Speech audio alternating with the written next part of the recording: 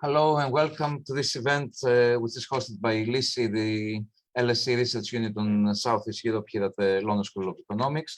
The event is part of LSE's Shaping the Post-COVID World initiative, a series imagining what the world could look like after the crisis and how we get there.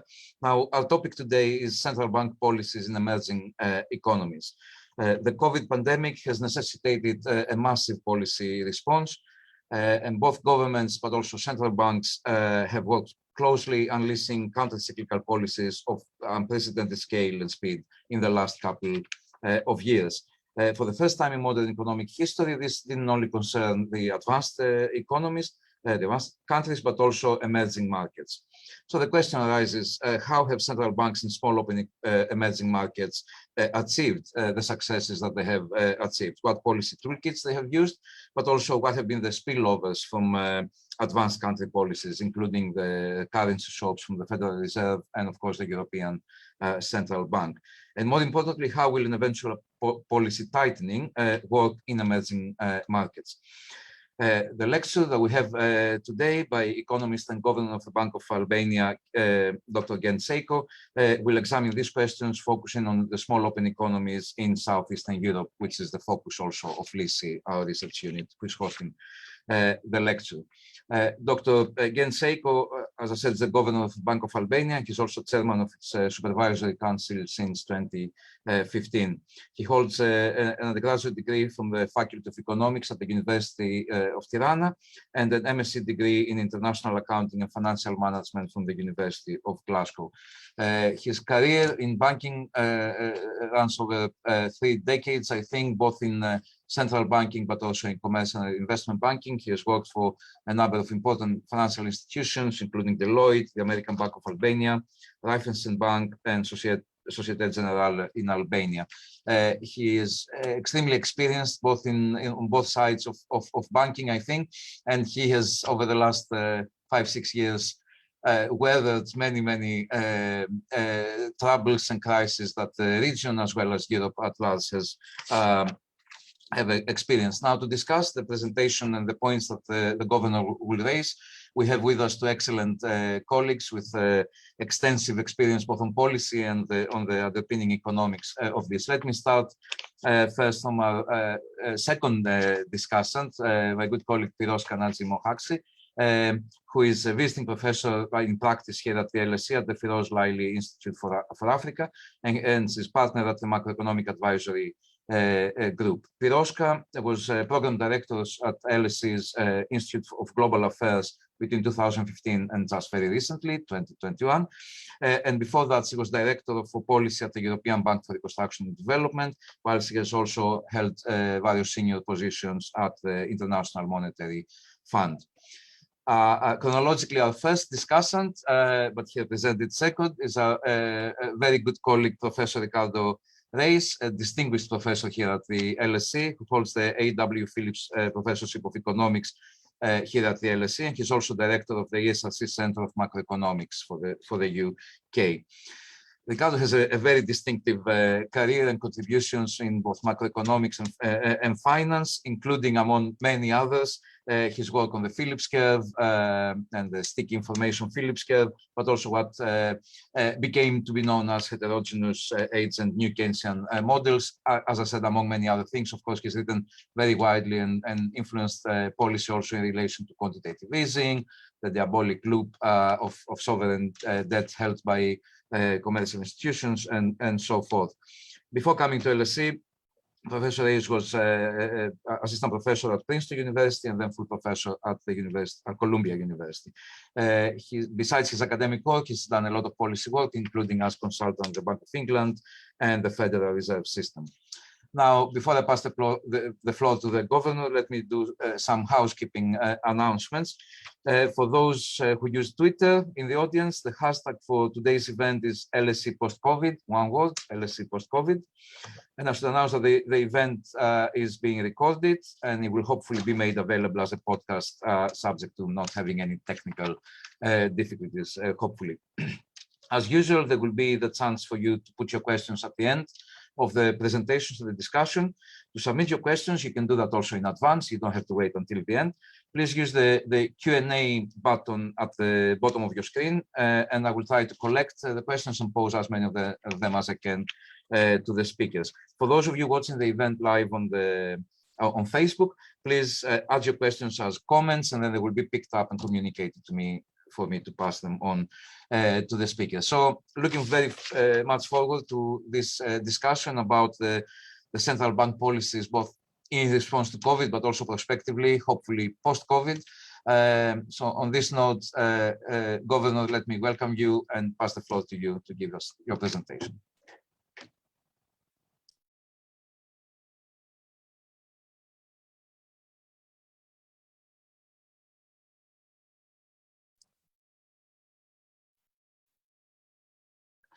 Governor, you're muted. If you can unmute your microphone.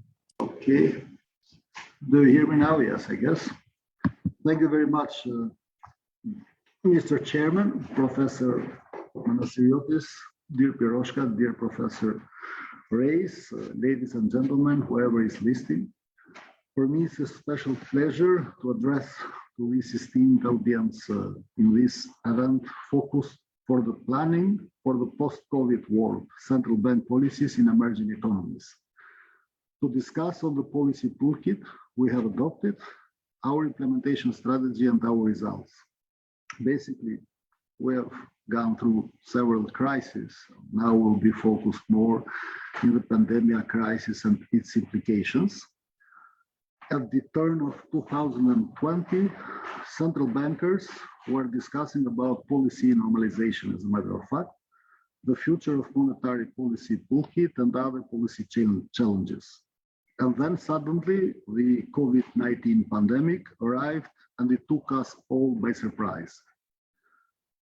Apart from being the worst health crisis many of us have seen in our lifetimes, it also turned into the most serious economic and policy challenge in the recent history, actually, this crisis. For the Southeastern European region, the economic crisis induced by the COVID-19 pandemic constitute the third such crisis in about 15 years. As the pandemic was unfolding, we all intervened early on with a combined on fiscal, monetary, and macroprudential policies with the aim of limiting macroeconomic volatility, supporting our economies, reducing the effect of restrictions, and trying to safeguard financial stability in our countries. I believe we have been relatively successful in mitigating the impact of the crisis and in preserving monetary and financial stability in the country. Therefore, we have a solid basis now for the future growth. In my speech today, I will attempt to describe the nature of policy design and implementation, the policy effectiveness, and draw the necessary lessons at the end. I will ultimately argue that we were more successful this time. The structural policy agenda we pursued after the global financial crisis ensured that we had reduced structural vulnerabilities and weaknesses in our economical and financial market. Furthermore, we had opened enough policy space to allow us to intervene forcefully and in timely manner during COVID-19 crisis, with a full set of counter-cyclical policies to support our economies. On top of this, we operated in a very supportive external environment that introduced positive spillovers to the impact of our policy response and helped us throughout. In the lecture today, as it is shown into the agenda, I will briefly discuss the experience of Southeastern European region with the past three crises. Global financial crisis of the year 2008 and after, the European sovereign debt crisis 2010 and 2012, already the peak, and the COVID-19 pandemic crisis. Thereafter, I will focus on the real economy impact of the COVID-19 crisis in Albania and then share with you the outlook of the future. I will then talk about three elements which will define our economic outlook after this latest crisis. I will discuss the structural reforms we undertook in the past, our policy response during the COVID-19 crisis, and the importance of external policy coordination. Finally, I will discuss some key takeaways from my lecture and address the challenges laying ahead for all of us. The Southeastern Europeans, as I mentioned, suffered three major crises.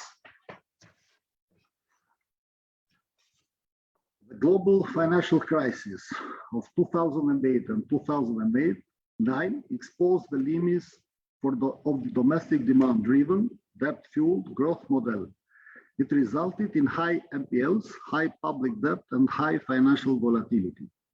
As a result of this crisis, specifically in Albania, NPLs after the crisis a few years went to the highest level, at the level of 25% of total loan outstanding. The European sovereign debt crisis of 2010 and 2012 yielded a second round on deleveraging across the Southeastern Europeans, causing additional losses in GDP and employment. Talking about my country, in Albania, GDP after the crisis dropped rapidly year by year. We were in a very successful GDP growth before this crisis.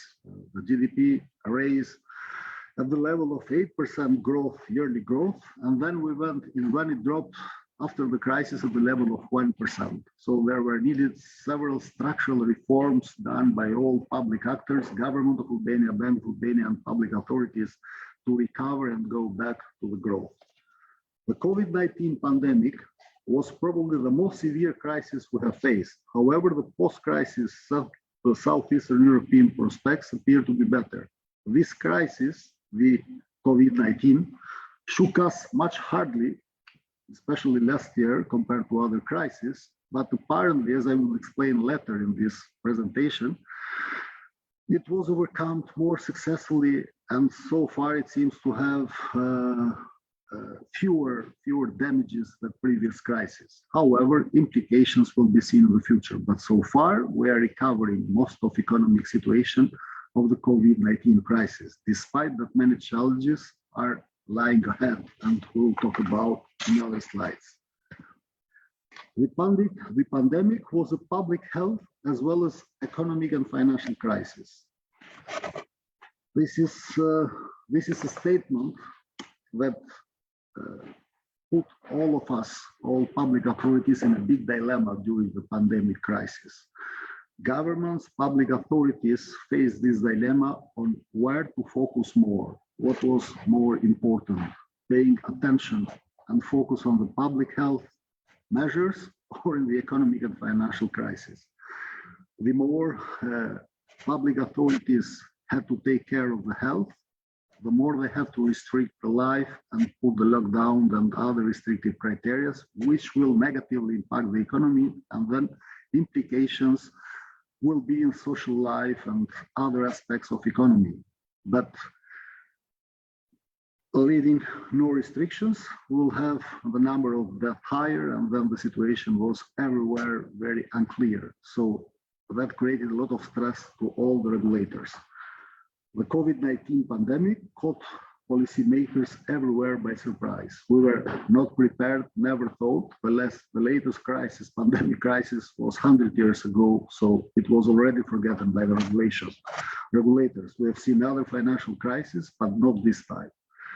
The pandemic induced a high uncertainty and forced governments to impose severe lockdown measures. Any country had a lockdown measures. In Albania, we had a full quarter lockdown that was a situation of a war, but invisible war. Everybody was locked down at home and nobody going at work. From an economic point of view, it was a simultaneous demand and supply crisis, and it resulted in a significant drop in demand and production, causing severe financial stress among businesses and families. We can see in the graphs the trend of GDP growth, employment growth, and trade flows during this crisis. Albania's experience with pandemic was typical for Southeastern European region, which means that what we suffered and went through in Albania, it happened in all the region. In Albania, the pandemic induced a broad-based fall in GDP. The GDP dropped. We were prepared for growth, better growth, after what I mentioned, after the negative impacts of the previous crisis, 2008 and 2010 crisis, that the GDP dropped at the level of 1%, the structural reforms and efforts undertaken by governments of our countries and in Albania as well started to increase the GDP at the level of 4% in the year 2018-19, and we planned to have a further growth, but immediately we faced this crisis, and the last year drop in GDP, the recession of last year, it was resulted at the level of 4%. We planned in the beginning of the crisis to have much worse situation, to have probably from 12 to 15% GDP drop, but it resulted as we were better prepared to face this crisis. Learning the lesson of previous crisis, the GDP drop was at the level of 4%. In particular, households consumption and the goods and services exports decreased suddenly. In the presence of reduced demand and business turnover volumes, unemployment increased. That was one of the most concerning factor and element of this crisis, unemployment. That created a lot of trouble for the governments as well. The graph shows the unemployment trend on the GDP decomposition. The pandemic had immediate financial impact. The drop in sales and turnover resulted in deteriorated balance sheets across the economy. In summary, the financial bill of the crisis has to be shared among the private, the financial, and the public sector. What was a very specific of the crisis that we faced in Albania, and I believe I am also informed from my colleagues in other countries that they faced the same challenge and difficulty, was a big debate and a big stress created in the beginning of the crisis between different groups of interests. Business associations were claiming the government for a higher compensation or a higher participation and support to compensate their losses from this crisis. Government on their side were very much concerned about the budget situation, how much money they have and what measure they should take in order to compensate, in order to manage as much possible successful the health situation, and on the other side, to protect as much as possible the economic deterioration, to prevent as much as possible deterioration in economy. On the other side, the central banks, we as a central bank, within our legal mandate, was very much concerned about any financial crisis, about the price stability and financial stability. The main concern in the very beginning, it was the financial stability. If we were able to avoid any financial distress in the banking sector, in the financial sector, from what we have seen previously, financial crises were implicated with liquidity withdrawals due to the panic of the population, and we fear and we took immediate measures to avoid that, first of all, in order to give confidence enough to customers and people that nothing will happen, or we're well prepared to prevent any financial crisis or bankruptcy in the financial sector. And then price stability definitely is very important because it is objective number one for central banks. We have a free floating exchange rate, and we wanted to avoid any depreciation in the local currency. Immediately in the beginning of the crisis, we faced a very fast depreciation in the local currency. Our local currency started to depreciate it, but we intervened as a central bank and we stopped that. It was appropriately measured. The primary challenge to policymakers was to find the appropriate solution to this equation. Policy challenges, as I mentioned, we were in these dilemmas: how to deal with unprecedented crisis, which organized outside the economy and financial system, how to calibrate an effective policy response in order to mitigate the short and avoid the negative long-term impact to the economy, avoid large-scale business bankruptcies and minimize job layoffs, preserve overall macroeconomic and financial stability, as I mentioned, and how to deal with operational changes of the pandemic. There was a good coordination, now I can say, between the government of Albania, Bank of Albania, and it resulted successfully in facing the crisis. But last year we were a bit in the middle of a mess, but everything was coordinated and it worked successfully so far. Albania appears to have weathered reasonably well the crisis. Despite the magnitude of the crisis, we have preserved monetary and financial stability, as evidenced by low inflation and stable exchange rate. Surprisingly, the exchange rate has been very stable, and this is a very specific of this crisis. In a country which have a free-floating foreign exchange rate regime, to have such stable exchange rate is really a very, very positive indicator.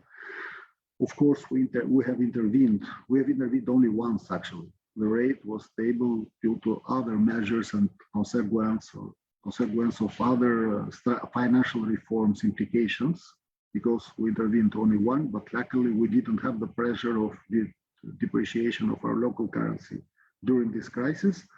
And in terms of financial stability, it resulted that during this crisis, banks and financial system balance sheets resulted to be even stronger after the crisis. This is also another very positive indicator, a very positive sign, which shows that we have learned lesson from previous crises, that these aspects were much harder and deteriorated much more than pandemic crisis. The timely policy response alleviated some of the burden to private sector, as evidenced by the positive NPL trajectory. Even non-performing loans, debt portfolios that we had inherited, did not deteriorate too much from this crisis. So the trend of NPLs, we plan to see another increase in NPL, which did not happen. The crisis proved that our action plan, our measures, our reforms taken in advance in NPLs that I will talk a bit later, resulted successfully. The resilient financial sector provided an uninterrupted flow of credit to the economy. Loans to the economy continued during the crisis as well. And overall, Albania managed to preserve macroeconomic stability and avoid large-scale bankruptcies. Continue with interim results in Albania. Our future growth prospects remains positive despite the remaining challenges. The economic recovery appears to be solid, encouraged by a stable monetary and financial environment, as I mentioned before. Relatively low scars to the private sector with low bankruptcies and solid balance sheets, and a broad-based recovery in the aggregate demand. However, challenges remained in front of us. The recent spike in commodity crisis raises the prospect of pro-cyclical policy tightening. All world and us, especially in Europe, we're facing now the pricing, energy pricing. Now we're in the middle of that. Actually, this is what we're imagining these days and trying to adapt our monetary policy in response. We'll see. Still, it's early to intervene to change the course of monetary policy, but we're seriously thinking and seeing and we're analyzing. The public and private sector balance sheets need to be fully recovered, and the long-term impact of the pandemic is uncertain. How did we succeed? I said good words, I said that we have had successes, and how did we succeed? We undertook comprehensive structural reforms, reduced vulnerabilities, increased resilience, and expanded quality space. Basically, there were undertaken a lot of measures. There were effective local policy response, timely and forceful, and comprehensive and coordinated. Specifically last year, as I said, there were coordinated efforts between the government of Albania and the Bank of Albania. Government of Albania took measures towards the fiscal policy, and Bank of Albania towards the monetary policy. We decreased the interest rate in the lowest historical base rate in order to incentivize to further push the economy, consumptions and lending to the economy. And on the other side, the government went out of the debt limitation, increased the debt, and used the money to compensate people and businesses to overcome the negative shocks of the crisis. Sovereign guarantee packages were prepared to help the employees and the businesses. So there were two large packages offered by the government of Albania to businesses and employees. And basically, these packages were made effective through the banking sector. So basically, the government issued the sovereign guarantee to the banking sector to support the individuals and the businesses, and that worked because in the beginning we were not sure if the schema will work, but the schema worked. 50% and more than 50% of this outstanding of the schemas were useful. Coordinated global policy response, avoided negative externalities, spillovers, and provided funds and insurance to the Southeastern European region. There were also coordinated actions, internationally speaking, central banks with central banks, governments with governments, and with international institutions. Structural vulnerabilities, what we faced and what were our vulnerabilities, but global financial crisis, and then European sovereign debt crisis exposed inherent structural vulnerabilities, which limited the scope of our policy response and policy space. What are our limitations? First of all, we have a high level of euroization, which impaired the transmission mechanism and hamper financial stability. The high level of euroization limits the transmission of our monetary policy, since 50% of the financial balance sheets of the banking and financial sector are in euro, and also in the real economy we have a high level of euroization. So this creates trouble not only to transmission of monetary policy, but a huge risk to the financial stability of the country, because 1/4 of the top of loan outstanding portfolio, it's unhedged, which means that it's in euro with clients that are generating incomes in local currency. There is also a weak credit environment. There was a weak credit environment and market bottlenecks that impeded credit growth and made it less responsive to the economic conditions. Banking sector concentration and efficiency versus stability dilemma, as well, that was another issue. Financial sector regulation and supervision was crucial for avoiding financial imbalances, risks, and better institutional coordination of economic and financial policies. I will go one by one to address all these vulnerabilities. In terms of euroization, the graph shows the progress in terms of after our euroization strategy. We, considering the high level of euroization of the country, we were forced to address locally a euroization policy that were done also in consultancy with the International Monetary Fund and the World Bank. But however, Albania adopted a comprehensive euroization strategy that aimed to promote financial stability and increase the effectivity of the monetary policy. It did not aim to avoid the usage of euro altogether, but to reduce risks and promote efficiency across the economy. It involved various stakeholders such as the Bank of Albania, Ministry of Finance, Albanian Financial Supervisory Agency. We all did a memorandum of understanding, a principal agreement on how to adopt this euroization strategy. With respect to lending, the euroization strategy has worked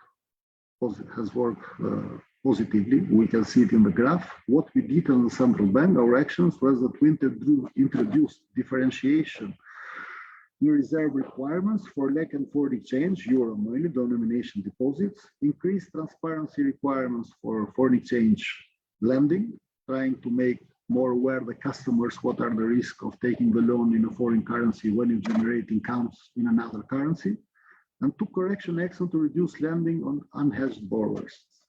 So that was about the euroization. The euroization strategy undertaken by the Bank of Albania and Government of Albania. With regard to credit environment, I mentioned already that we have a non-performing loan environment. High NPLs undermine the capitalization of the banking sector, reduce its financial intermediation, and impose higher credit risk on performing clients. So high NPLs in the past are indicative of an inefficient legal and regulatory environment. We took this very seriously. Piroshka knows because we have been working also together in Vienna initiative to address this. But actually, that was one of the main challenges I faced 6.5 years ago when I undertook my mandate. NPLs were at the level of 25%, and by not addressing, in case of further increasing, we will have a huge risk and jeopardize the entire banking system. Basically, an action plan was approved, were prepared seriously under the technical assistance of International Monetary Fund, but also with our internal experts, agreed with the government. Both parties, government of Albania and Bank of Albania, were involved. And then the plan was improving the legal environment, improving the regulatory environment, and improving the credit support infrastructure. The graph shows that after the plan, during the years, how the NPL has evolved. Now we're at the lowest level of NPL compared to previous time. It's below 7%, despite the negative impacts of the pandemic crisis. We came from 25% to 6.9%. In case that we will not have the negative shock of pandemic crisis, we could have had even a lower NPL ratio, probably 5 or 4%, but still we are in the right direction and going fine.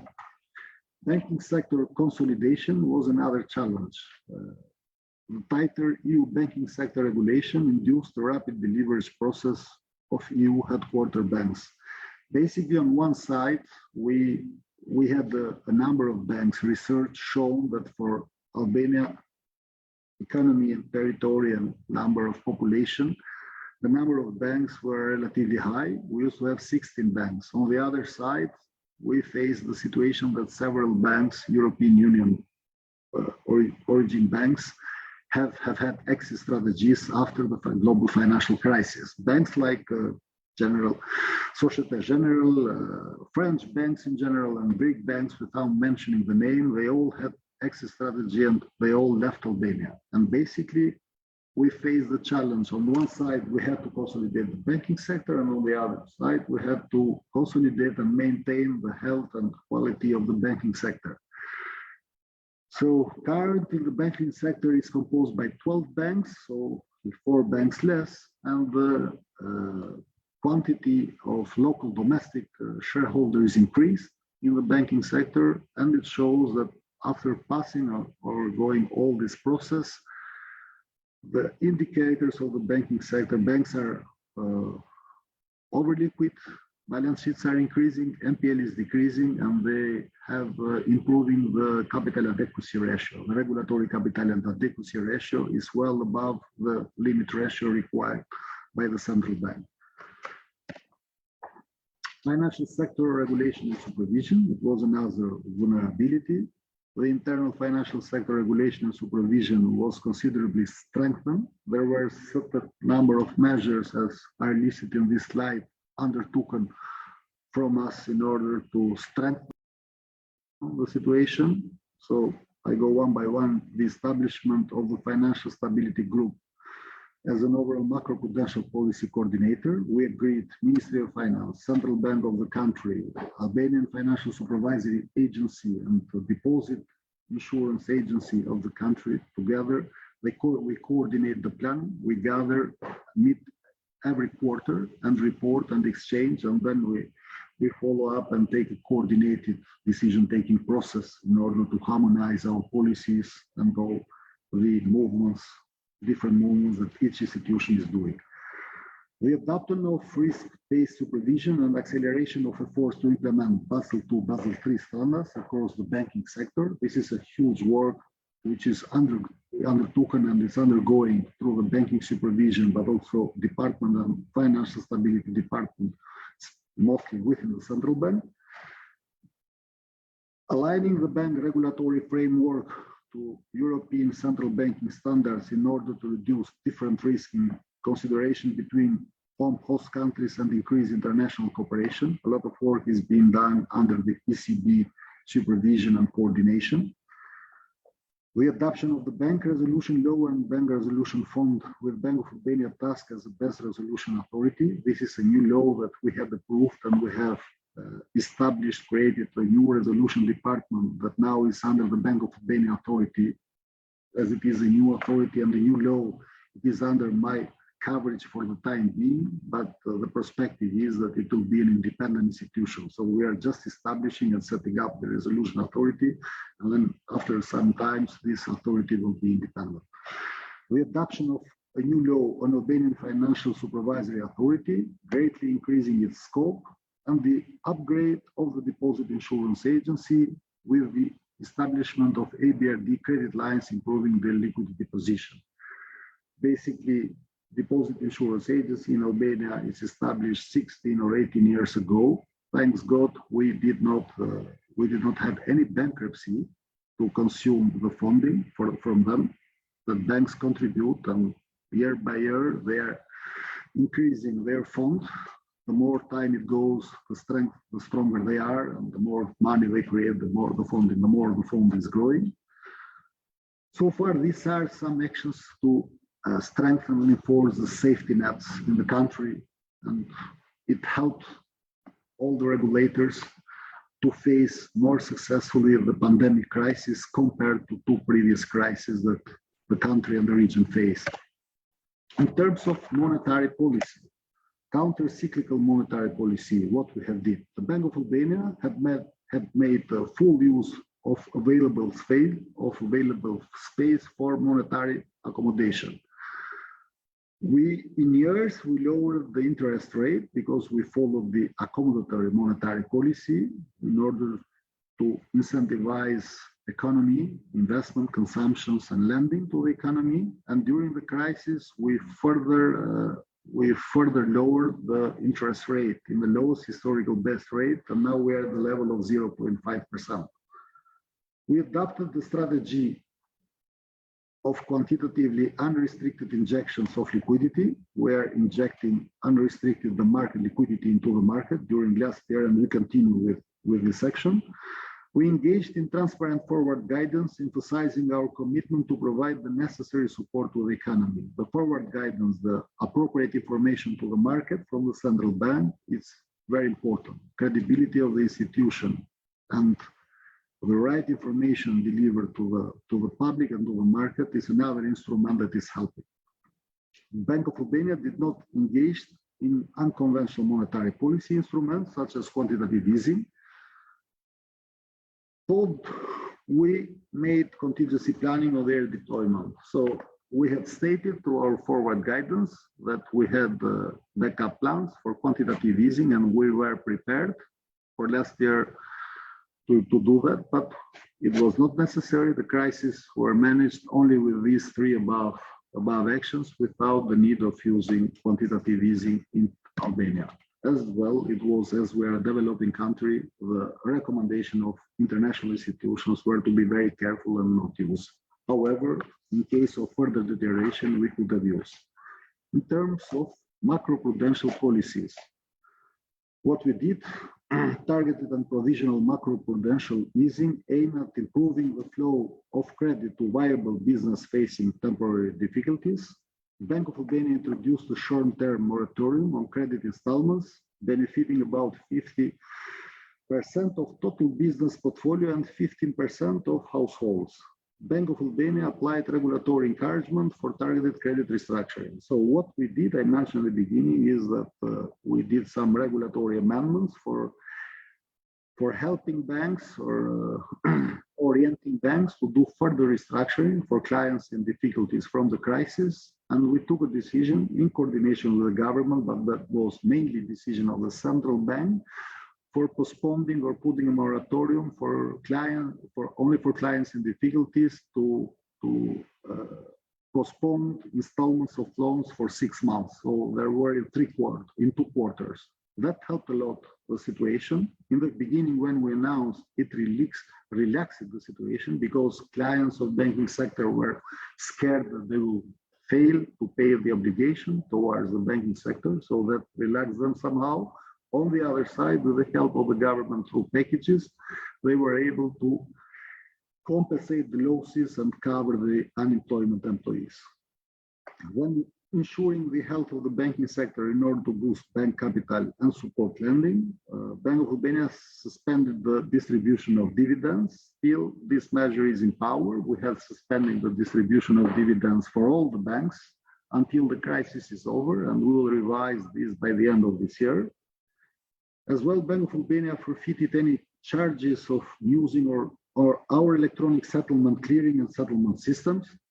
Since people were with restrictions and they were staying home, we were trying to incentivize more electronic payment systems to avoid face-to-face or going people to the branches. And basically, by doing that, we decreased also the costs of the people, but incentivize banks to use more electronic payments than cash payments or contacts through their networks.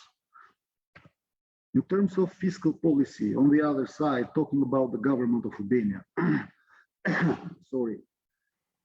fiscal policy engaged in counter-cyclical stimulus as well. Counter-cyclical fiscal policy, direct transfers, employment support schemes, targeted tax reliefs and fiscal transfers amounting about 1% of GDP, credit guarantee schemes at 1.7% of GDP. The overall fiscal stimulus amounted about 3.5% of GDP. So these are the overall percentages of the fiscal stimulus in Albania undertaken by the government of Albania. But as I said, there were packages and sovereign guarantees offered by the government of Albania to help businesses and individuals to overcome the crisis. And in the same time, there were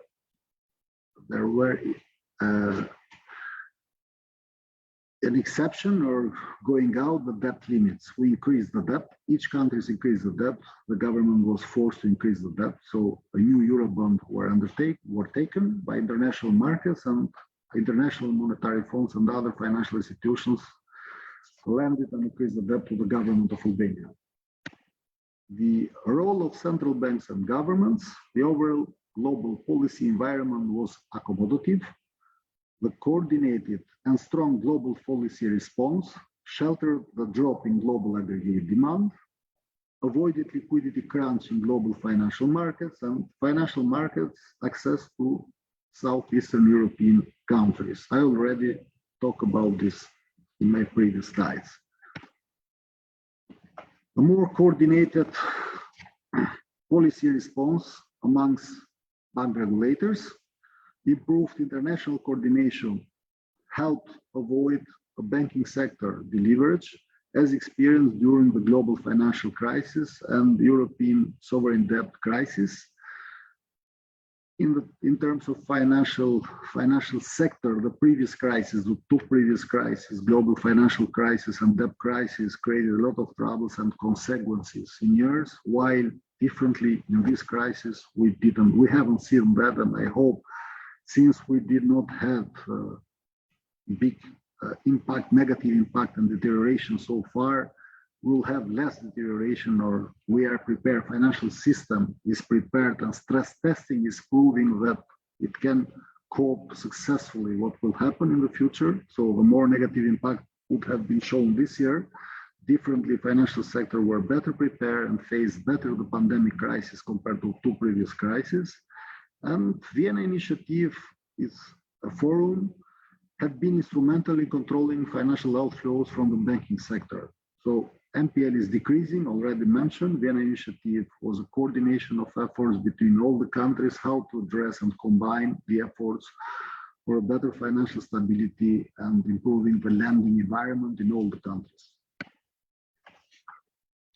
The role of international bodies is very important in overcoming this crisis, and it has been crucial, definitely very crucial, not only in technical assistance and consultancy, but also financially speaking, by helping the country financially and lending directly to governments. The international bodies have delivered timely policy advice and essential funding to the region. Immediate and upfront financial support from international financial institutions and European Union institutions to help contain hike in risk premia and support the fiscal stimulus, financing the fiscal stimulus. Support instruments included the IMF, International Monetary Fund, rapid financing instrument. In the very first days of the crisis, the National Monetary Fund issued a rapid financing instrument of 190 million euro into the country. Then there were another funding raised, but that very first help created confidence in the local financial markets into the country. The European Commission macro-financial assistance package to team enlargement and neighboring partners, as well European Commission's helped a lot, and as well a repo line agreement set up by the European Central Bank with Bank of Albania to provide euro liquidity. It was a repo line agreement of 400 million euro that was offered by the European Central Bank. So from international bodies and international institutions, there were a lot of help to Albania, but same as Albania to all countries of the region. Lesson learned. Of course, crisis cannot entirely be avoided or foreseen. We all know this is known. Hence, we always need to be prepared. Structural reforms should continue in order to mitigate potential vulnerabilities. Many structural reforms undertaken previously that I mentioned during my presentation were undertaken learning the lesson of previous crises, of global financial crisis and sovereign debt crisis, help to better face the pandemic crisis and easily overcoming the pandemic crisis. Policy space has to be preserved, rebuilt, and external policy coordination is crucial to avoid negative spillovers. A very important that is not written on this list, but I would mention in terms of coordination to overcome this crisis is the coordination between the governments and central banks of the countries. Without a good coordination between these two bodies, government and central banks, the crisis cannot be overcome. Specifically, the financial crisis has certain measures, certain reforms that should be coordinated. Starting from fiscal policy and monetary policy that definitely should be coordinated, but many actions that derive from implementation of these policies should be done in coordination. The better is coordination, the more is the effect into the economy and the easier the crisis will be overcome. If or when the crisis come, policy response needs to be timely and comprehensive. So these are the lessons that we learn from this crisis. Remaining challenges, of course, the crisis is not yet overcome. Maybe it sounds some positivity during my presentation in terms of overcoming the crisis, that we are happy that we were prepared to face worse than we faced. Actually, we faced a better situation and now we feel more confident, which is good, despite the fact that we're facing the crisis or some prices negative shocks into the economy, but we'll see, because still we are in the beginning how we will mitigate. However, the crisis is not over. So the remaining challenges are dealing with the recent supply side shocks on global commodity prices. This is what we're doing. We'll see. On our side, as a central bank, we might change the course of monetary policy, but still we're early. We might need some more time. We'll see the effect in inflation. The prices affect energy prices, gas prices, affect into the inflation. We had forecasted that this will be temporary. In any case, this crisis will be temporary. It is to be seen, but the monetary policy reaction will be seen carefully if it's needed to be tightening earlier the monetary policy that we had forecasted or not. So policy normalization is a challenge in this aspect. That is our direct challenge as a central bank. And on the other side, as well, is assessing the potential structural impacts on the economy. We are always calling for the structural reform agenda. Basically, this is to be done from all actors and all public authorities. Number one is the government of the country, of course, but Bank of Albania has its own structural reforms. We are working in the structural reform agenda ongoing. Crisis always implicates the situation and gives other lessons that some reform agenda should be modified, but however, it is very important to undertake and continue with structural reforms. Appropriate structural reforms helps always any government and all public authorities to easier overcome the negative impacts of the crisis. So thank you very much for your attention. That was what I could say from facing the pandemic-19 crisis in Albania, actions undertaken and the situation we have faced and where we are and what lesson we learned. This is definitely a perspective of the central bank. I talk as a central banker. There are many other aspects that could be seen from the governmental side or from other sides, but this is seen from the central bank point of view. Professor, Governor Dr. Sejko, thank you very much for the presentation. That was a very comprehensive presentation. And indeed, you touched upon many issues, not only on the, as you said just now, on the kind of monetary policy perspective, but also the link with fiscal policy, how coordinated the policies were, both at the domestic level and at the international level, accommodating policies also from the Federal Reserve, of course, and US fiscal policy, and I'll come to that, as well as ECB sort of accommodating monetary policy. You also highlight a number of regulatory reforms and regulatory strengthening that has happened both good through the good coordination, as you mentioned, with the government in Albania, but also through the, let's say, good guidance and support of European and international institutions. So, this opens up to a number of issues. And of course, we haven't mentioned kind of structural changes and labor market effects of the COVID pandemic and how this may affect the structure of the economy. So many things to pick up on and many things to discuss, but I just want to mention two things besides the global commodity prices, the instability that may be created with the problems that countries like the UK face with the difficulties after Brexit with managing this kind of global upswing on commodity prices, but also the US maybe fiscal cliff that we don't know where it's gonna end with the current debates in the US. So in a way, also how the systemic and the global, so if you want, monetary environment may affect the ability of emerging economies to continue doing well and to be able to weather crises as well as Albania seems to have done in very recent times. So I hope this work has prompts that are relevant for our first discussion, Professor Ricardo Reis. Ricardo, the floor is over to you. Thank you very much. So it was a pleasure to listen to Governor Sejko describing or providing a really very thorough and accurate description of the policies that Albania faced. Albania's problems in the last 12, 18 months were in many ways shared with many other emerging market economies, developed economies, and in between, insofar as the pandemic was truly a global crisis that affected all in somewhat similar ways. And at the same time, while countries share the overall policy package, let's say, in terms of the principles used, informed by academic and economic theory and a bit of all, they did differ in some of the applications of those principles.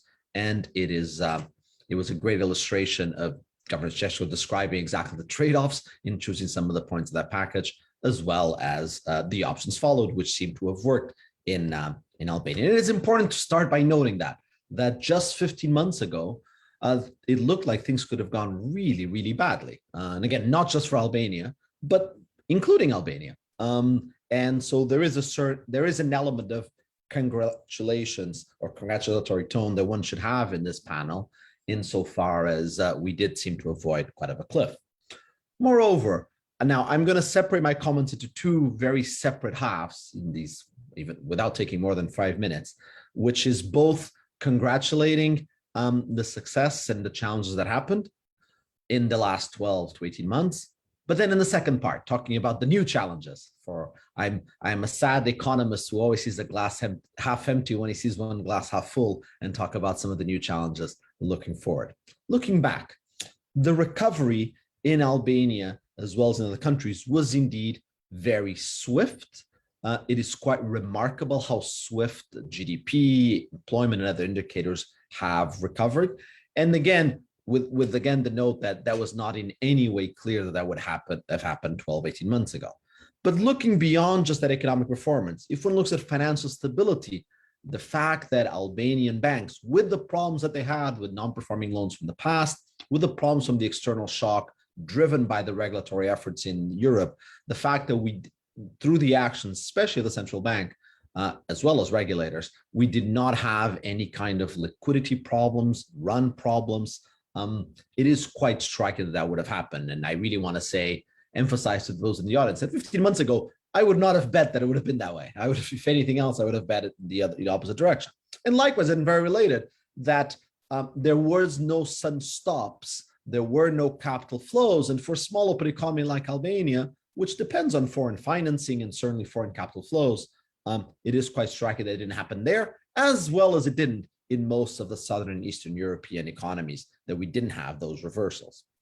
Recovery strong, no financial stability. Third, the fear was that policy would have done too little. I think myself and many other economists writing were very worried 15 months ago. They would have been too shy in terms of supporting the economy, too small in terms of fiscal packages, too moderate and cautious in terms of central bank and monetary policies. And that could have left long living scars. I think it is not the case. Through coordination, as Governor Sejko mentioned, as well as through individual actions that every country had its individual challenges, we did have a quite robust response, sharing many common principles, and that was important. And finally, third, turning to, because we have here a central banker, it would be a sin not to talk about inflation. There was a very strong deflationary pressure 12 months ago, and the fact that there was a sharp bounce that bounced back up, that inflation expectations did not seem to become an anchor, that even relative to 2009, we seen much less of a movement in terms of those relative prices during the pandemic, as well as expectations 2020, are all, I think, reasons for, as I said at the beginning, congratulations and success. But let me look forward and say to what the extent to which, looking at all four of these dimensions, there are some reasons to be concerned looking in the future. And so I have to tell poor Governor Sejko that I think he still has a bit of work to do ahead, and through new challenges.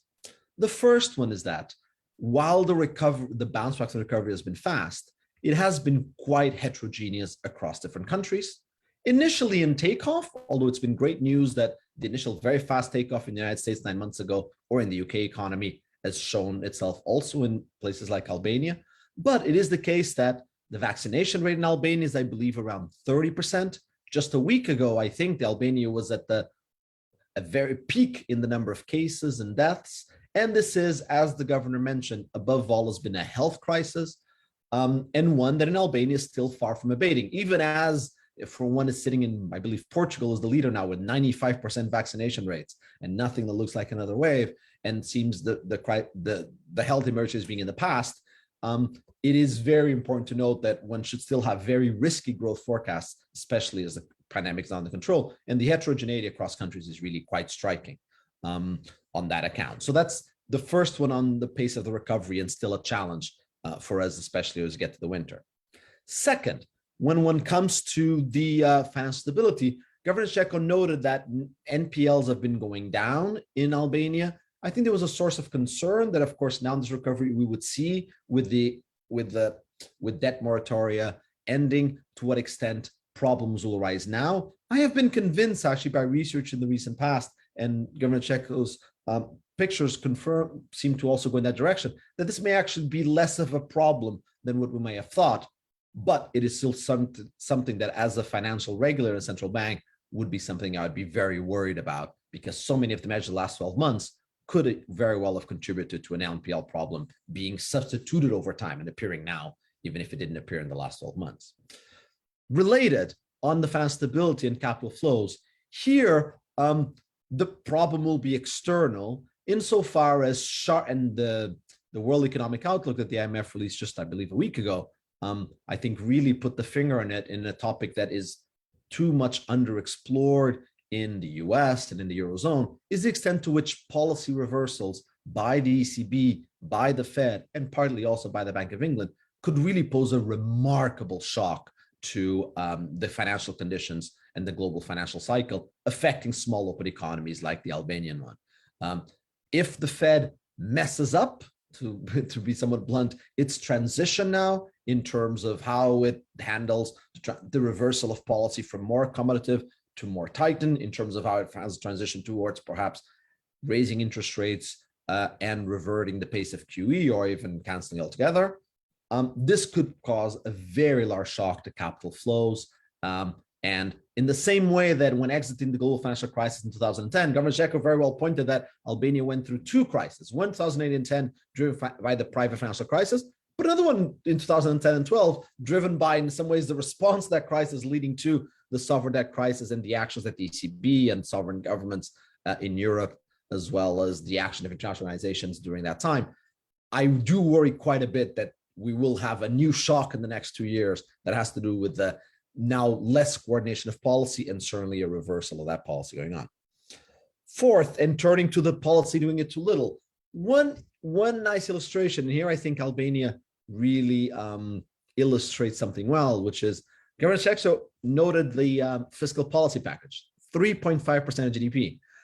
Reminder, in the US or in the UK, we're talking about 20 to 30% of GDP. This is just, it's easy to see that qualitatively the direction was the same, but the size of package is gigantically different. Now, turns out that in the next 12 months, it seems like the smaller Albanian package seems to have, in terms of the Albanian economy, have done actually some of the job that the one in the richer Western countries does. And that does raise the question, to what extent, I said the risk of doing too little in the last 12 months, but there's also a risk of having done too much and now worry and now causing problems in the debt in the next 12 and 24 months. Sometimes I think there's too much of an excessive optimism in the rich advanced economies. We borrowed, it was fine, yes, but if there's an issue, it's going to be in the next 2 or 3 years.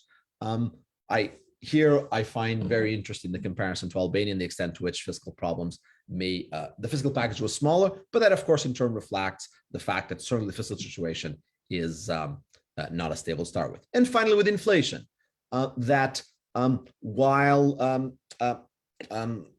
dominant currencies in international currencies like the dollar and the euro can debate whether we have a little bit of inflation and allow for inflation to be somewhat above target, that is a luxury that the Bank of Albania often does not have, insofar as it certainly does not have the, let's say, capital of credibility those institutions had to start with, and much more importantly, again, subject to capital flows, its currency is going to be more volatile, and any fears of its commitment to inflation are going to be put much more to the question of the markets. So again, as a new shock, I think Governor Sejko, insofar as inflation becomes a concern in the euro area, in the US, that these concerns, even if the Bank of Albania does even if the Bank of Albania does not make the same mistakes even that those central banks do, the consequences of that really do reflect, I think, in Albania. So to conclude, it was very nice and very useful to see the review of what Albania did, to see that even if qualitatively it was similar, quantitatively very big differences, and yet they seem to have succeeded. Moving forward, I would add to the shocks that Governor Sejko mentioned, also the very big shocks from abroad, the fact that the health crisis may well continue hampering the recovery, the fact that the financial stability is not at heart, and therefore, I think, very last sentence, and Governor Sejko, since he started there as well, he's very, very well aware. It was easy in 2010 to say, we have made it past this crisis, and to have missed and therefore made big mistakes when hit by 2010 and 12 crisis. I think we are at a turning point. Right now, it is still important to be vigilant and therefore to continue with, as he pointed, great vigilance, structural reforms and others, because the next 12 months may still be quite rocky, even if I hope that they will be rocky, but end in a good place. Thank you very much. Thank you very much, Ricardo. Very, very useful and pointy comments. I'm sure the governor would like to pick up some of them and of course respond to directly to some of the questions that Ricardo put. But let me pass the floor to Piroska Nadzik-Mohavsky, who is going to also discuss on the presentation of the governor and also open up to, I believe, also a different set of issues to some extent, and then we'll bring the discussion together. Can I remind the audience that they can still type in the questions in the Q&A? We already have some questions coming in, so feel free to type in your questions and we'll pick them up in the Q&A part of the event. Piroska, the floor to you. Thank you very much, Vasilis. Thank you, Mr. Governor, and thank you, Ricardo, for me being able to complement with a few points your outstanding presentations. I'm joining Ricardo in congratulating you, Mr. Governor, and Albania for managing so well with so little, so to speak. I have 3 points to make. Number one is a little bit just stressing the point that both of you have already made, that we are in a completely new, different world for emerging markets. So this is the first time in modern economic history when emerging markets, smaller than the others, but maybe it's just as effectively as Ricardo said, that emerging markets have been able to mount a reasonably sizable counter-cyclical set of policies. Fiscal policies, Albania 3.5% of GDP was mentioned, but also monetary policy, where the monetary policy and macroprudential policy, everything was geared up to have this counter-cyclical crisis. And unlike in the past, when it's always led to exchange rate depreciations, inflation-led pressures, this has not happened. So this is a very, very new world. And I'd like us to internalize a little bit this point and what it means.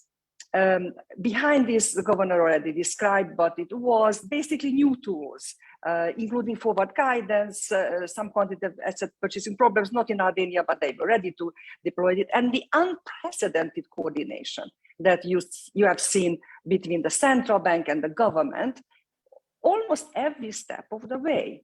And that is also, I mean, in Albania, the coordination has been always good, as I am very much aware, but it was also new.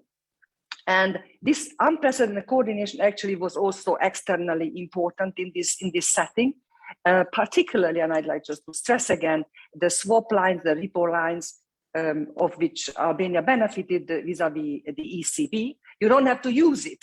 It's enough to have it. And Albania, which is not in the Eurozone, still not yet even in the EU. It's in the antechamber, but not in the EU, was able to have this facility available. This is unique and amazing. So when we talk about coordination, external, globalization, institutions not working, we have to see what really has happened in the corridors. Now, why I'm pressing that, number two? Because we need all these elements to look to what will be the new normal, right? Or I would say the new normal, because the new normal, and Ricardo was a big proponent of setting the new normal after the 2008-2009 crisis. The new normal after the global crisis has to be rethought, not only what is going on in advanced countries, but also what it all means for emerging economies, small emerging markets such as Albania. So that's my second point. What we need for emerging markets, and just to start thinking about this, just as a kind of a footnote, of course, the big central banks are thinking about that under the disguise or the umbrella of strategic reviews. Most recently, the ECB, they are thinking about, they review their mandate and their toolkit. Ricardo himself has been part of, I think, one of the best, efforts on paper on providing a shadow report to the ECB strategic review. This is like a must read for all of us, and going through what the new kit should look like, what the processes should, what the governance structure should like. We need these similar reviews in emerging markets as well, because it's not happening. And I would argue, number three, that the key elements of this new toolkit for emerging markets going forward and dealing with but the pressures that will be obvious. Maybe I'm less worried that Ricardo for political economy is and how fast the reversals will be happening even in the US. because there is vested interest in having, some overshooting in policy, and the framework with the makeup of the Fed is there to accommodate that. So I'm less concerned, but there will be pressures. There will be pressures and shocks coming from this reversal. So as already Ricardo implied, as part of the new toolkit for emerging markets, this type of, currency swaps, reports, and overall coordination should be really maintained and would be part of the new normal, right? So it's not only a crisis management tool. And why is it so important in Albania? Because although the number of domestic banks have increased, but global banks still dominate, foreign banks still dominate the banking system. 2/3 of the banking system are still, even after the consolidation, are still foreign-owned, half of them from the EU. It is indispensable that global banks get, their liquidity as is needed, and it's just natural, as actually Ricardo has argued very forcefully, way ahead of me. It's very natural for global banks, the home and the host central banks, to have this type of arrangement to ensure the necessary liquidity needs of these global operations. And that's very relevant for Albania. The good news for Albania is that actually the ECB is quite proactive and really stepped up its game. Chapeau down for Madame Lagarde and the team, how well they responded in their own monetary sphere interest of the EU. So any new kit has to have some element of coordination, particularly as the reversal happens, number one. Number two, the review of the mandate is very important and has to be a policy mix mandate. Everything emerging market central banks have done, just as in the advanced countries, has been really to step in step with the fiscal authorities. It doesn't make too much sense to look at just one segment of the policy mix, monetary policy and the central bank. It should be also on the fiscal policy mix, monetary and fiscal authority, the overall review to have a full and adequate picture of what's happening and how we should go forward. Obviously, communications, the Central Bank of Albania, we didn't mention that much, the governor didn't. You've done a great job in that. And I know that you personally devoted a huge amount of time on that, this explaining, and that was also, an important part. So this type of communication policy just to be maintained. Let me add just for completeness, and I'm finishing with that, two more issues that I think, even though emerging markets might think, or smaller open economies, is not really my issue, let's see what the big guys are doing, girls for that matter. And we see that, but these things are coming. It has to be in the thinking of the new normal. Number one, central bank digital currencies. I know it's cutting edge, I know, but not everywhere, but increasing central banks are looking at. If we take the view of the BIS head of the innovation hub, Benoit Couré, which personally I do, if we accept the view that central banks will not be able to deliver on their normal traditional mandate if they don't get into the digital currency game and competition, so to speak, then they will lose out. And they will lose out instruments, they will lose out policy impact, etc., etc. There is not too much choice. It's not if, but when that would happen.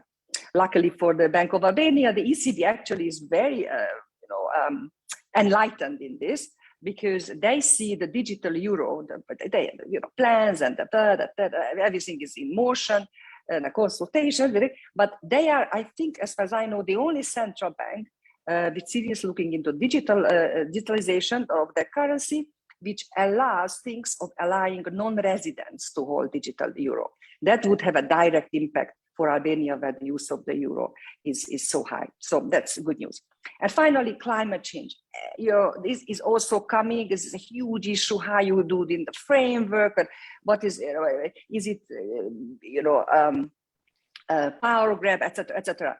No matter what happens, this is happening already by big central banks. The pressure is big. The issue is systemic. So looking into that, even for small open economies, which are not in the front lead, obviously, of the whole climate debate, but a part of it is important. So I will stop here, congratulating again the governor and looking forward to the discussion. Thank you. Right. Thank you very much, Piroska. Governor, a very big range of issues to address, and we're kind of running short with time, so I will try to bring in some questions also from the audience, and then you can pick up on points that obviously Ricardo and Piroska raised. So one question from the audience from Kunal Pawa, if I can pronounce this correctly, is more generally for all emerging economies, what are the structural vulnerabilities that continue to persist? And you mentioned, of course, the vulnerability specifically for the case of Albania, the MPLs, obviously Euroization, and of course, like regulatory framework and so forth. What is the structural, more broadly for the bigger picture, emerging economies, especially in Southeast Europe? But also to bring in a question that also Ricardo raised in one way or another, this policy reversal intentionally as we go back to normality, so to speak, by the big economies, but also as a secondary effect in response to inflation. So if there's an inflation shock which is more persistent, how do you think that's going to affect the responses in the emerging economies, of course, also in Albania? And in relation to that, there's also this question from the audience in relation to sovereign debt being obviously accumulated as partly in response to the COVID pandemic, and whether that has a potential to lead to kind of more structurally or longer term to higher inflation rates. Perhaps that's a question that Ricardo may also want to address, whether, you know, from our economics, what we understand about the relation between debt and inflation more globally. But Governor, over the microphone to you to address some of these issues. Thank you, Professor. Well, inflation is our main concern for the moment. Inflation is really our main concern because of what is happening with prices, and not only that it is our primary objective by law. I mean, central bank primary objective is price stability, keeping inflation under control. And we have a certain target for inflation, which is 3%, but it doesn't matter. The target of the inflation, we've been struggling hard, like all central banks, including ECB, all over the world, under the deflationary situation in a very low inflation rate. All this period has been towards trying to increase the inflation in order to hit a bit the economies and devise lending and consumption and so on. But now we're facing immediately another situation due to the offer and demand in terms of energy prices. Inflation is going faster in country in the other side. We, in the time being, this is a risk. This is a huge risk because this inflation is increasing. There will be other implications for the economy. Definitely, not only that prices will be increased for individuals and agents and business agents, but as well it might create implications in financial performance of entire financial system, because some agents might not be able to respect contracts due to the price increase, and then there will be a chain effect to all the other contractors and then to banks and so on. But we'll see how it will be addressed and how will be evolved, but this is seriously a risk.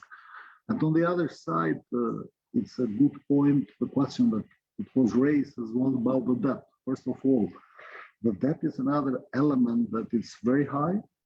Of course, we were obliged to increase the debt to overcome the crisis because it was needed the money to have the packages by the government, but the debt decreased the country ability and capability in terms of competitiveness and in terms of other shocks or flexibility for future crises. And it's a burden, it's a troublemaker, and definitely we are calling as a central bank and working, but we're calling the government even publicly.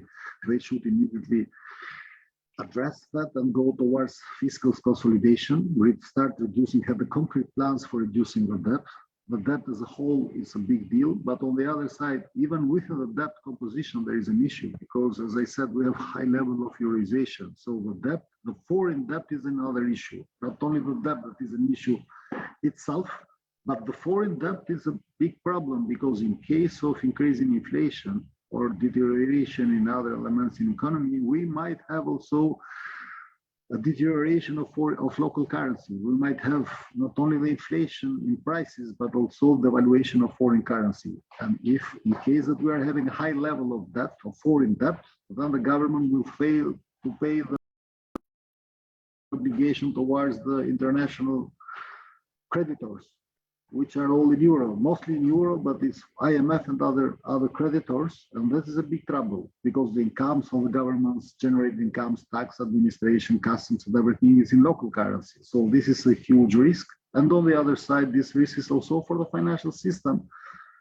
for the unhedged portfolio. So basically these two things, increasing inflation and the high debt, are two main points and two main risks that we are addressing, but always presents, to be aware, presents a serious risk that we are facing and we might face in case of deterioration and changing the economic situation. And that's why we tried hard with the derization strategy, but still it's impossible because with the derization strategy, we just can work for financial system, reducing the euro exposure and decreasing the lek exposure. But in the real economy, we cannot work. Albania, the main trading partners are in euro, Italy, Greece, and so on. There are huge euro incoming in the country, FDIs, remittances, tourism incomes in Albania comes in euro. So there are huge euro inflow into the country, and the country is very much euroized. So basically, this presents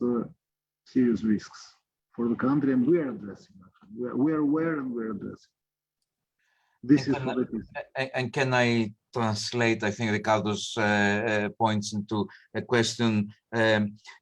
Would you be worried more about exposure to MPLs once the kind of guarantees and the moratorium on that are being removed? Or would you be worried more about a transmission from big policy reversals in the Western, like in the US and the European Union, how this is going to be transmitted into Albania? Is the risk coming from within MPLs and so forth, or from outside what used to be the conducive policy in the past, if there's a policy reversal?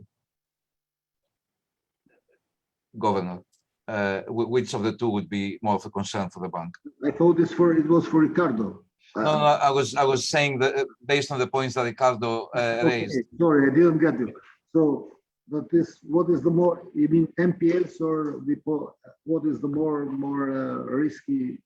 Yeah, an external policy reversal and how it spills into Albania, or the MPLs and the more structural domestic problems? For the time being, I mean, it could be the external transmission of external policies. This transmission of external policies, because in terms of MPL, well, MPL as well might be turned back into a big issue because any deterioration in economic situation will be definitely reflected to the deterioration of private agents' balance sheets and indirectly or directly to the deterioration of financial market balance sheets, banks and non-financial institutions, and still MPL. MPL was a headache as well, but for the time being, we are more concerned on the external policies, international effects of international policies that might be transmitted. For example, we were unprepared. We were caught by surprise in terms of prices increase in energy. We did not forecast that. There were some increase in prices, some increase in inflation in other products, and we were prepared to change course of monetary policy, but not that fast. We thought it is for next year. So that was so fast, and it could be deteriorated, it could be accelerated very fast in next coming days and months. That would create trouble for the government, first of all, to compensate, and for us as a central bank, second, how to react in terms of monetary policy. So in this environment, international environment, there are, I mean, I fully agree with Professor Reyes that any crisis is never over after some years. I mean, in 8, 9 months, 12 months, we might face some implications that we didn't hope, like we didn't think about about the price increase so fast in energy, and it's reasonable, and there is a economical logic, because there is a huge demand after the crisis and there is no enough capacity to respond to this demand, and thus prices went up, especially in Eurozone, that there are limited resources in terms of energy. In the United States is different. So there might be international implications that are not under our control, that we are not able to respond with our policies and mitigate. While for NPLs as well, it's an issue, but we went through this crisis, and we might feel, compared to what you said, to international impacts, we might feel more confident because we have been working hard and we have some instruments and actions, and there is some sort of risk control from banks that now are aware how to manage this in terms of restructuring or selling portfolios, or we can maneuver and play, and we have some experience and some instruments. But for international crisis, we have no instruments. If there is a huge inflation, I mean, of course, so to say, we raise hands up and then we ask help, or I don't know. Well, we'll see. Any crisis teach you learn the lesson. But I think, as Piroska mentioned, there is now some sort of the new normal includes also a lot of institutional support from international institutions, and we're running really out of time. So if the discussants would allow me, I want to address two other questions from the audience to the governor, and then pass the floor to the two discussants for a final word in few seconds each. So a bit more personal, I guess, the next two questions I will address to you. Governor, one is from Elona Bolano, who is from BKT, from a commercial bank in Albania. Congratulations for your policy and thanks for your talk. But the question, I guess, is what you would have done differently, given the knowledge that you have 15 months later, what you have done differently? Would you have any different policy response if you knew 15 months ago what you know now? And another question from your good friend, I know Mario Bleher, who is asking, and again with many compliments and congratulations on your speech, that in your service in the bank has been modernized a lot, and you also mentioned in your presentation the regulatory steps, the structural reforms that have happened in the bank before the COVID crisis and during. So the question is, how has your private sector experience, to what extent it has helped you in your work in that regard? So what would you have done differently, and what is the contribution of your private sector experience to? Yeah. Thank you very much. In 2 minutes, Governor, if possible. Yes, very short. Well, I start from the number 2, from Mario question, because it's easier to respond compared to previous question. Well, it was, in terms of my experience in private sector, it was a real help actually, because many issues, many challenges has been with relation to financial sector. Since the day one, like NPL, lending to the economy, I mean, many aspects are related with banking sector, banking consolidation, exit strategies of European banks due to deleveraging policies imposed by the ECB, all regulatory aspects to strengthen the safety nets of the country, strengthening the banks. So there are many aspects which were also part of the presentation that I had a real practical experience, that I know to the point what it should be done. So by not knowing that, you spend some time and get into the mess, how to orient, or first of all, you have to understand, and then how to react. By knowing that, it's easily, because you know to the point exactly what is the weak point and how you can correct the weak point, or how you can heal the wound, basically. So that helped me a lot. Not going into detail, I mean, I could tell my friend Mario that was very helpful actually, and I have a while not seen him, so I want to say hello and best regards to him if he's following me. While what I would have been differently in the first question, I don't know actually. We tried hard. I think we have done at maximum what we could have done, and any action was told seriously. We didn't have any limitation in terms of our policy. I mean, in terms of limitation with the government, I could say many things in terms of like, but the debt have to be increased. I mean, of course, there is no other issues.